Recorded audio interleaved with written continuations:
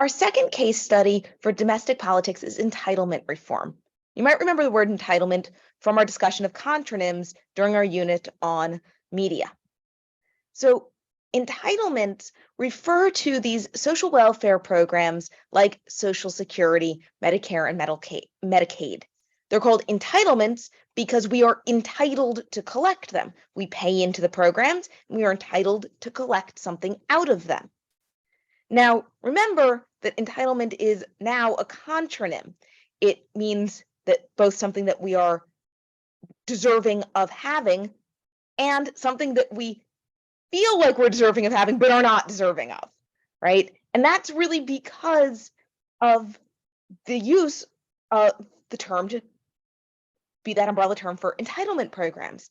Because when people criticize entitlement programs, they often do so by saying, oh, people shouldn't get these, like they're not deserving of them, especially when it comes to Medicaid and certain programs like food stamps. So because of that, entitlement has become this contronym, but we're going to use it today in the very literal sense of these programs that one pays into and then is entitled to collect something out of. Now, you pay for your Social Security through earmarked taxes. And even though it's considered insurance, right, it's actually old age insurance, you don't pay your own benefit. So like when you're paying health insurance, you're kind of paying your own benefit, right? You're paying into a pool of money that eventually gets paid back out. Now, you're not literally like depositing money in an account and then collecting back from that account, but the idea is current payees are also the current recipients. But in Social Security, it's a little different.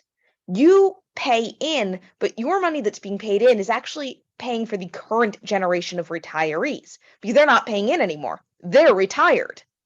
So when you eventually retire, it will be your children and grandchildren who are paying into the program to fund your benefits. Now, the thing is lifespans have gotten longer than they were in the 1930s when Social Security was created, and the baby boomer generation is aging and retiring.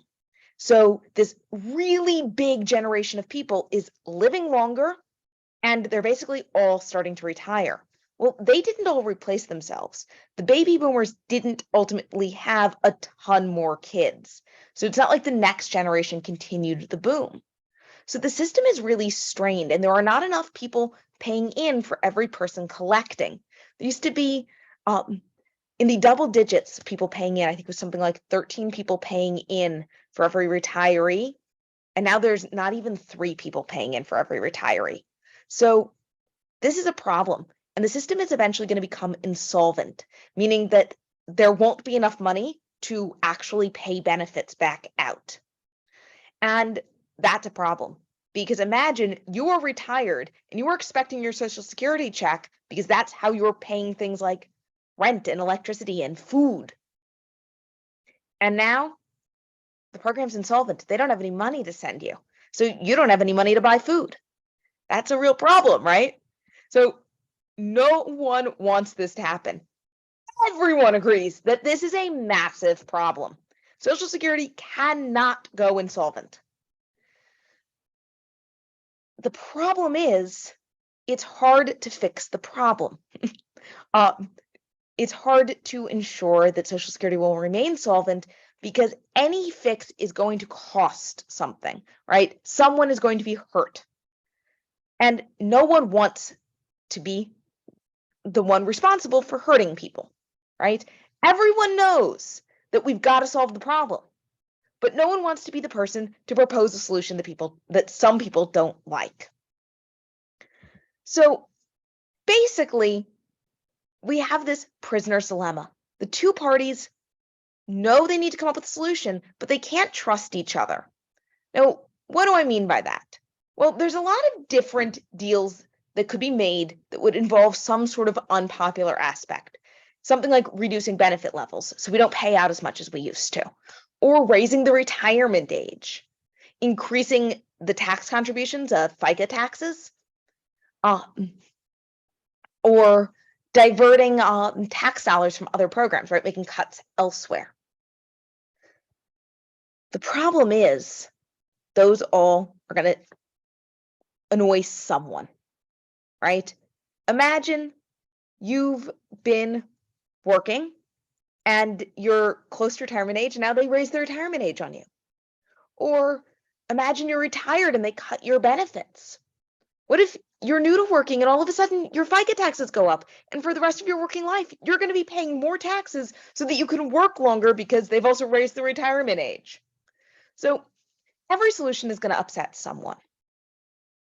Now, imagine that I'm a Republican and you're a Democrat, and we're our party's leadership, and we're meeting to discuss how we can pass a bill to solve this.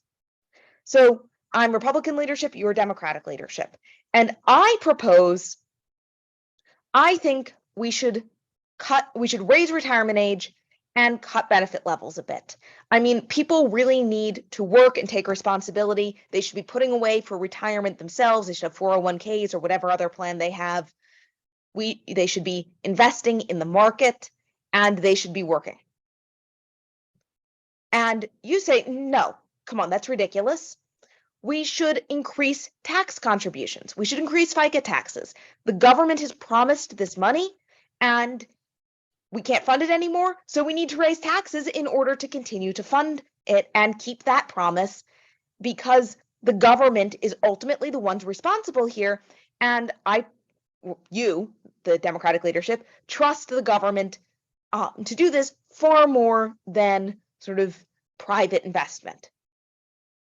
So we're at a bit of an impasse. And maybe we agree, you know what? We'll raise the retirement age a little. I wanted it to be raised 5 years. You wanted it to be raised 0 years. We agree on 2.5 years. We split the difference. You wanted FICA taxes to be on the first $200,000 people earn, and I want it to stay the same. And ultimately, we meet and we say the first $160,000 people earn. Now, we've made this agreement. That's great. And we come out, we face the cameras, and I get out there first and I say, hey, look, we've come to this agreement, and the Democrats, those darn tax and spend Democrats, are raising the taxes. You are going to pay more of your income for the exact same benefits. They are just going to take your money, and they're probably going to spend it on something else for all we know, and they're going to give it to people who didn't work for it and are undeserving. And we were trying to protect that, but we couldn't get them to budge. Meanwhile, the Democrats going to come out. You are going to come out and you're going to say, oh my gosh, those Republicans just want to work you to death. They just want you to work and work and work until you die so the government doesn't have to take care of you at all, because they are making us raise the retirement age. So, I know you really were expecting to retire and the government would take care of you, and we want that to happen. But the Republicans, they just don't care about you. They'd rather you work till you die. Right? Obviously, those are both very extreme representations of what would happen, but you can see how this rhetoric is pretty easy to formulate and blow out of proportion. And that's the problem, because each party knows the other party can do it. I know you're going to go out and say that. You know I'm going to come out and say what I said. And how do we then trust each other to actually come up with any sort of agreement? What do we do? And that's the dilemma. In a nutshell, that is the prisoner's dilemma. We would be better off if we just agreed with each other, but we can't trust each other to both sort of take the heat and the reward. We want only the reward and none of the sort of public flack from doing something people don't like. And there's a concern, the party who tries to act first, to fix the problem first. So right now, Democrats control the White House. So if Biden were to sort of propose something, he'd be the first mover on this. But there's a concern that any first mover proposal would ultimately put the other party in a position to just sort of sit back and criticize. So rather than do this, there was in the 1980s, right before insolvency was hit the first time around, there was such a concern about this looming insolvency that both parties did come together and they developed a single plan. So rather than one party acting first, they developed a plan together and they did so behind closed doors. And that's important, right? Because no one knows exactly who compromised on what, who proposed what. There was no first mover from the public's perspective. And this allowed them to both increase payroll taxes and raise the retirement age. So the two proposals that we already talked about.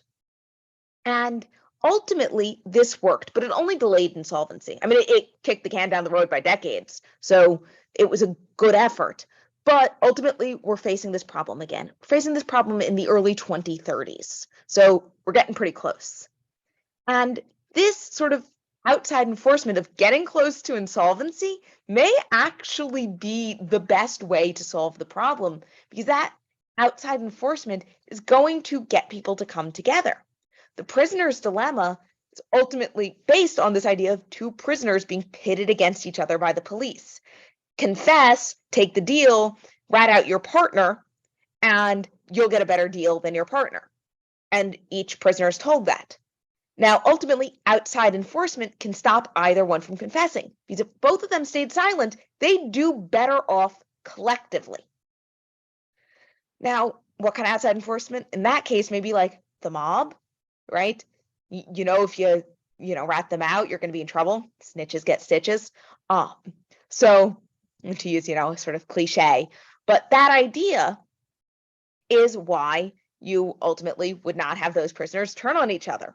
So the outside enforcement, if we don't come to an agreement, retirees will stop getting their Social Security checks altogether, may be that sort of outside enforcement they need, that motivation, that sort of not cooperating will be so much worse for us than if we just cooperate and take a little risk.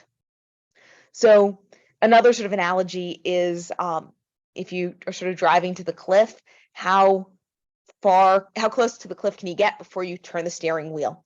Sort of like a game of chicken, right? How close to the edge can you get before you turn away? And ultimately, no one's going to want to go over the cliff. So they might get really close, but they're probably going to turn the steering wheel.